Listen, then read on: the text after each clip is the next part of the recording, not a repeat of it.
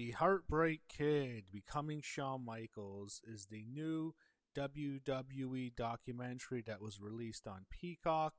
Every year now, it seems, during WrestleMania week, they release a new documentary.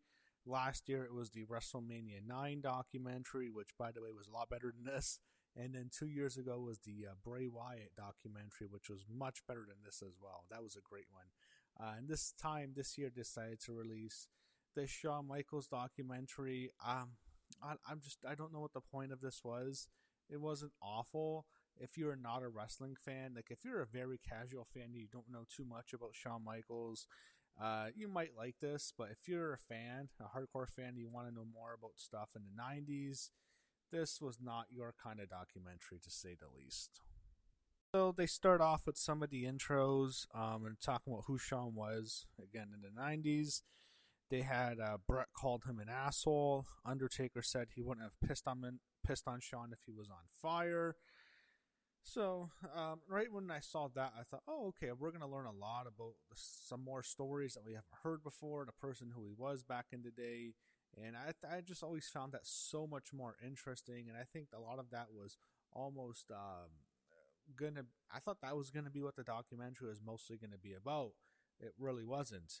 So it goes back and forth with him in the past and him in NXT. We see him coaching talent, and then we go back to when he first came in as a wrestler. They show him in the territories, Mid South, and then they show him in the AWA until he makes his WWF debut. Then that's when he's part of the Rockers with Marty Jannetty. Then they go to the Rocker split, and it was actually a nice tidbit here. I didn't know this. Jimmy Hart wrote the Sexy Boy theme song. He's the voice you hear at the beginning, by the way. Then they talk about the Click.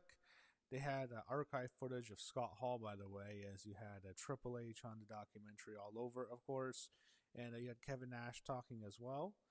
And then they talk after they get through the Click stuff. They had Scott and Kevin leave for WCW in '96, and that's when they highlight his rise to the top. And he was upset at them for leaving because he wanted to work with Diesel, which he did for one show after he won the belt, and with Razor, who was probably his best rival at that point because he had those two classic ladder matches, the one at WrestleMania 10, which he lost, and the following year in '95 at that SummerSlam, which Shawn won. So, and Brett's gone in '96, so he can't work with him for a while. So, I mean, he wanted to work with Shawn or he wanted to work with Scott and Kevin. That didn't work out, and he ended up working with Vader, and it was a huge disaster. Didn't mention that, by the way. There's just so many stories that they didn't talk about. It's like you can really the amount of stories of Shawn Michaels in the '90s and all his interactions, all the negative things he did. Like you could have made an entire documentary miniseries on it. You really could have. But it's very minimal here, and it's really more about his image, and it's like whatever, it's fine. It's fine if you just want to watch it as a time waster, but to really know all the stuff about Shawn Michaels, like that stuff, it's just so much more interesting. I don't even care about the Montreal Screwjob anymore. I'm sick of hearing about that, but I think you would have thought this could have been more of like a Dark Side of the Ring type of documentary. It's certainly not that.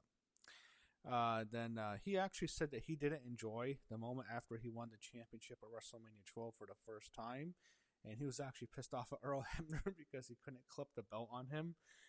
Shawn, they mentioned it. He really didn't draw as a champion at all in '96. Not a draw, and they talked about WCW surpassing them in the ratings by that point. That's when the NWO started. They keep going back and forth with NXT, and I didn't really want to see too much NXT. I was just more interested, just as a wrestling fan, like in that that time period. Even though have I heard a lot of the stories? Yes, but like it's a lot of it in shoot interviews, and you've never actually heard it much coming from him as much. I don't know, but they talk about him being a prick in the '90s, him losing his smile. Then they talk about DX, again, stuff that you've seen a million times. They talk about the Montreal Screwjob because, of course, and they're really bullshitting. I think someone said that Brett was going to take the belt with him. I think it was Hunter who said it, Triple H. It's like, fuck, everyone knows that's fucking bullshit. I'm so sick of hearing that crap. Come on. It's incredible these guys actually believe that. And then they talk about the back injury he had when he wrestled Undertaker in the casket match at Rumble in '98. And then his drug issues, the match with Austin at WrestleMania 14, the build up to that, how just out of it he was, and he was in so much pain in that match. It's not a great WrestleMania match. It's actually probably one of his worst against Austin. Even though that match it was a huge match in terms of what happened afterwards with Tyson and everything, but the match itself wasn't very good. And that whole time period, man, like he expected his career to be over, and like he was just trying to get to WrestleMania. And it's really, you have to give him credit, no matter the kind of person he was. The fact that he still went out there with that broken back, and it's like, oh, that match is not fun, because you can see that guy just wincing in pain at like every single moment of the match. Whenever there's a bump, it's ugh. And then they talk about his return in 2002. They never mention they didn't really talk much about when he was gone from wrestling. They had this really infamous falling out with Triple H, I think before WrestleMania 17, and they've talked about that during like WWE Network documentaries, which are that there was a network documentary about that was so much more entertaining than this documentary. But they don't mention that. I don't know why. I mean, that's more. They can at least talk about that they had the falling out, but they don't mention that for some reason. And then we meet his family. We see his daughter. She does hair and makeup in NXT. I didn't know that. Then we meet his son. And then they go to Shawn Michaels against Ric Flair at WrestleMania 24. Then they go to Shawn Michaels versus The Undertaker at WrestleMania 25. And then they go to his the rematch with The Undertaker he had at WrestleMania 26, which was Shawn Michaels' last match in the WWE. It was his retirement match. And then they go to his retirement speech the next night on Raw, which I always had to say, that was one of the best retirement speeches ever, that one on Raw after WrestleMania 26. That was actually a great speech. It's one of my favorites. And I just thought he did great there. And, he was retired. He's had one match he didn't need to have. I wish he never had that match in 2018. But you know what? Like, to be real, that's his last match in my opinion. That was it. The match at WrestleMania 26. They talk about him being out of wrestling after his retirement, and then they talk about how he started in NXT. They show him and Triple H bonding over NXT. And they talk about how after he left in 2010, like he was just so out of wrestling. And I remember that period with Shawn Michaels. He would always post on his Twitter account. It was just weird stuff. Had nothing to do with wrestling. It was like he was totally out of it. And there was a moment where I think he got a time period where you can see him when he made an appearance on Raw that he visibly gained a lot of weight. So it's like, that Shawn Michaels, he's not coming back. I think that was pretty obvious. Then they show Shawn Michaels taking over NXT and how he came in like 2016. Then he moved his whole family to Orlando. Then eventually he gained more power in NXT over the years. And then Triple H is out with the heart issue and he takes over. And this was really most of the documentary. I think more people wanted to hear the stuff in the 90s and even his road to recovery. It's not all negative, his road to recovery. You even talk about him finding God and stuff. I thought they'd at least talk about that because that's a huge part of who he is. Really, none of that here. It's like you just see him interacting with NXT stars, which is fine. It's just, it's not that interesting to me. Okay, fine. A lot of them like him. They do TikTok with him and stuff. Okay. But can we, Shawn Michaels, like, there's so much to talk about. As I said, like, you can do an entire mini-series on him and his career and all the stories and all the fights. And they didn't talk about the stuff with the Marines. Like, oh my God, there's so much here. And like, it is what it is. I don't know why they had to go this route. I think a lot more people would be interested if they did talk about the bad stuff.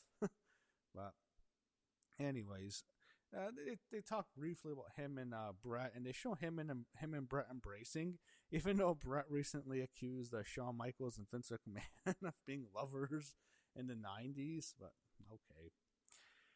Yeah, as I said, it's just there's WWE Network documentaries on this subject that were way more in depth about his issues and the falling out with Triple H in 2001, which they did not talk about. By the way, they didn't even mention that, they didn't even refer to that.